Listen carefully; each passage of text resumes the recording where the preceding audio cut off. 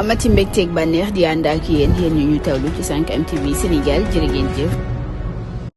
jërë ngeen jëf ci teewlu bi mbokk internet yu 5M TV Sénégal Moustapha Diakhaté Ousmane Sonko ak Serigne Mountakha mu mel ni fi mu nekk ni loolee lañu rek daal di fësal ñoom seen xët bu njëkk suñu naataango yi ji waa Sénégal ci aljuma ji ñaar fukki fan ak ñaar ci weeru novembre ñeel kon rek la ca gën a fës Moustapha Diakhaté nekkoon fi député moom nag jamono ji mi ngi ci mbir mu doy waar ñeel kon convocation bi nga xam ni waa service bu cybersécurité yónnee nañu ko ginnaaw itam ay kàddu yi mu yëkkati woon mu mel ne moom mi nga xam ni rek moo daal di yëkkati kàddu yooyee ñeel itam ñàkk déggoo bi mu am ca parti ba mu nekkoon di APR kon dana rek jano ak rek ñii di enquêteurs yi ñeel kon lañu koy toppee ak i tamit lañu ko wóolo ñeel convocation boobee kon danañ ca xam dara moom Ousmane Sonko mi nga xam ni jël na ndam di kon ci élection falum député yañ doon amal ñu ni nag lu toll ci 54,94% ci ay voix jël na ko.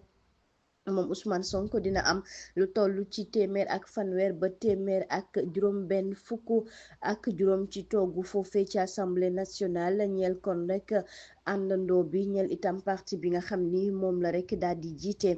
Bassirou Diomaye Diakhar Faye itam rek moom ci wàllu politique bi taxawaay bi ak bëgg-bëgg bañ ci amal ak programme bi nga xam ne bëgg nañu ko di soppi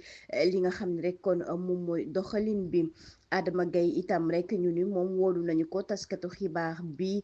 jëm rek ci convocation yi nga xam ni moom la ñu jegleel ñenn kon ci way politique bi moom Adama Gaye bokkoon nañuy investir sax kon rek ci lu soxal élection yu ñu weesu waaye mu mel ni amul toogu kon benn yoon foofe ci assemblée nationale.